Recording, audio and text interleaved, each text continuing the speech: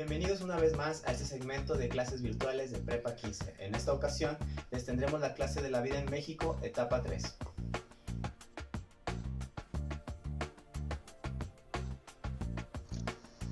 En el siguiente contenido vamos a revisar 5 puntos importantes. El primero de ellos, las características del sistema económico en México al inicio del siglo XX. Los modelos económicos respaldados por algunos autores. Número 3, situación económica de México a inicios del siglo XX, así como el desarrollo estabilizador junto con el proceso de industrialización sustitutiva de importaciones. Y al finalizar, hablaremos del modelo neoliberal y la incorporación de México en el mundo globalizado. Comenzamos. La historia de nuestro país, hasta antes de la Revolución, dependía de algunos recursos que nos facilitaba España, pero la independencia cerró este comercio. Las cosas cambian durante el Porfiriato, se sanearon las cuentas públicas y se recuperó el crédito externo. En el sistema financiero, gracias al trabajo de Matías Romero y una buena administración de Manuel González, permitieron atraer inversionistas extranjeros. Con capital francés, se crea el Banco Nacional de México, que se convierte en una especie de aval para el país ante los mercados internacionales. Un acontecimiento importante fue la construcción del ferrocarril, ya que esto facilitaría el comercio en la nación. La primera ruta que se construyó fue para conectar a dos ciudades importantes, México y Veracruz, ya que este último era considerado la puerta al mundo. Cabe destacar que el ferrocarril mexicano se inauguró en 1873. En las haciendas, hasta finales del siglo XIX, todavía se tenía una vida muy aislada. Los peones trabajaban para el hacendado y se producía de todo. Pero se dejó de hacer porque el hacendado prefería vender. Esto le afectaba mucho a los peones, ya que no podían tener lo propio. Fue así que aparecieron los bujoneros, personas que llevaban mercancías en grandes carretas. En el aspecto de la industria, se abre la oportunidad a crear fábricas de todo tipo, como jabón y aceite, hasta cervecerías. Más tarde, se abre una fundición en Monterrey, que va a ser la primera de América Latina. El 5 de mayo de 1900 se funda la Compañía Fundidora de Fierro y Acero en Monterrey. Los accionistas que encabezaron este acto fueron Antonio Basagoiti y León Signoret de la Ciudad de México, Vicente Ferrara de Coahuila, Eugenio Kelly de Nueva York. El capital era de origen mexicano, español, estadounidense y francés. En 1920, la fundidora adquirió la mina del Cerro del Mercado, ubicada en Durango, así como la mina Hércules, localizada en los estados de Coahuila y Chihuahua.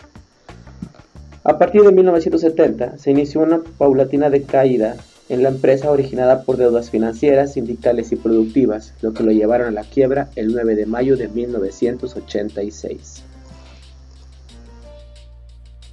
La ironía de la revolución era que se estaba luchando por un cambio en el gobierno represor, pero hasta 1910 la economía era bastante buena para la época, con inflación baja y demás.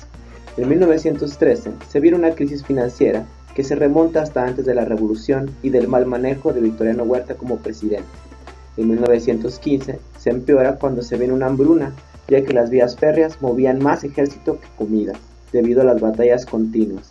Esto hizo que para 1916 hubiera una inflación acelerada y los billetes ya no tenían valor alguno. Para entender un poco la economía, debemos tomar en cuenta algunos principios básicos. Su estudio inicia con Adam Smith, quien escribió 2 libros importantes, La teoría de los sentimientos morales y La riqueza de las naciones. Él identifica 2 elementos fundamentales para crear riqueza, la división del trabajo y el comercio libre, además de que propone la teoría valor-trabajo, que será desarrollada más adelante por David Ricardo. Respecto a esta teoría, la idea que defiende es que las cosas valen por el trabajo que se aplican en ellas, pero las personas no pagan por lo que se invirtió de trabajo en el producto, sino por cuánto les gusta. En un intento por salvar la teoría, se inventó la idea del trabajo socialmente útil. Esta perspectiva es la que aparece en la segunda mitad del siglo XIX con la llamada Revolución Marginalista.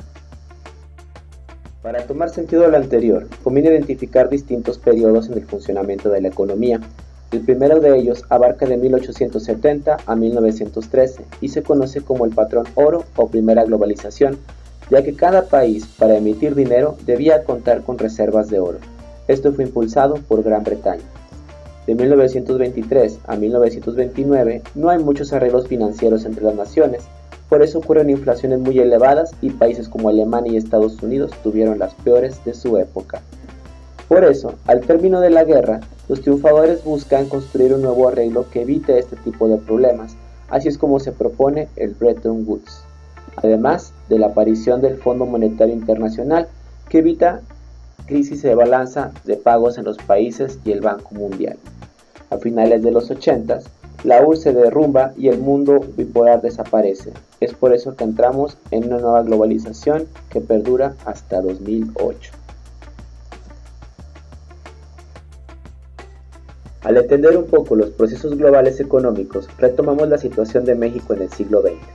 Hasta antes de 1910, el ritmo de crecimiento es suficiente para que México abandone el estatus de país pobre. Este sistema se debe a que el porfiriato estaba regido por la Constitución de 1857. Cuando se reforma en 1917, tomando en cuenta ahora temas sociales como la educación, el trabajo y la propiedad, se aprovecha para la creación de instituciones de índole social que apoyen diversos sectores. Por ejemplo, la creación de la CROM como primera central importante en el país, hecha por Álvaro Obregón.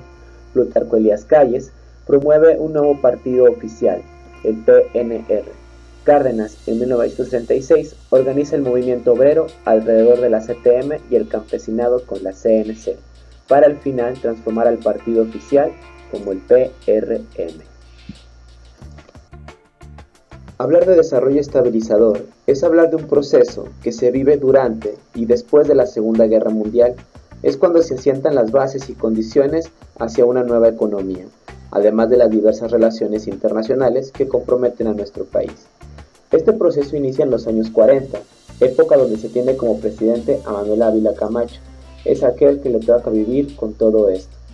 Al término de la guerra, se construye un nuevo sistema financiero, el ya mencionado Bretton Woods, que presenta al dólar con fijación en oro.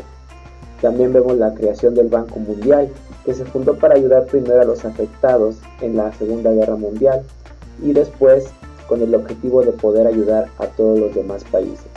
A América Latina se le propuso una idea para poder sustituir sus importaciones, el famoso ICI, idea prevalecida por Raúl Presby, presidente de la CEPAL. El ICI fue un sistema que permitía utilizar impuestos para que el país importe bienes terminados, es decir, como la lógica de la farmacéutica aquella, hacer lo mismo pero más barato. El ICI fue un sistema que México solo pudo sostener hasta principios de los años 80, incluso a comparación de otros países estaba muy alejado en crecimiento. Esto lo podemos ver con Luis Echeverría, que le ocurre una devaluación de 22.50, acabando con una serie de crisis económica y de confianza. Su sucesor, el presidente José López Portillo, anuncia el descubrimiento de Cantarell, manto petrolero considerado el segundo más grande del mundo, y a pesar de eso no pudo evitar otra devaluación que hasta la obligó a nacionalizar la banca. Miguel de la Madrid, presidente de 1982, le toca vivir lo conocido como la década perdida, ya que se dice que los 80s fue una época difícil para América Latina, pero sobre todo para nosotros. Propuso un programa inmediato de reorganización económica para poder solventar la crisis, pero al final solamente se persistió incluso con el terremoto de 1985.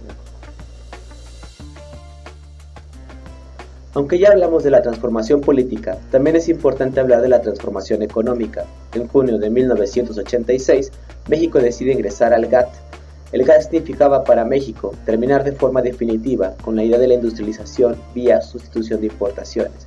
Pero eso también trajo algunas cerrazones al comercio, lo que provocó la aparición de una actividad, el contrabando. En ese tiempo se le llamaba fayuca. El fayuquero conseguía cosas fuera del país y las vendía bastante caras. Era la única forma de conseguir productos importados. Todo esto en tiempos de López Portillo.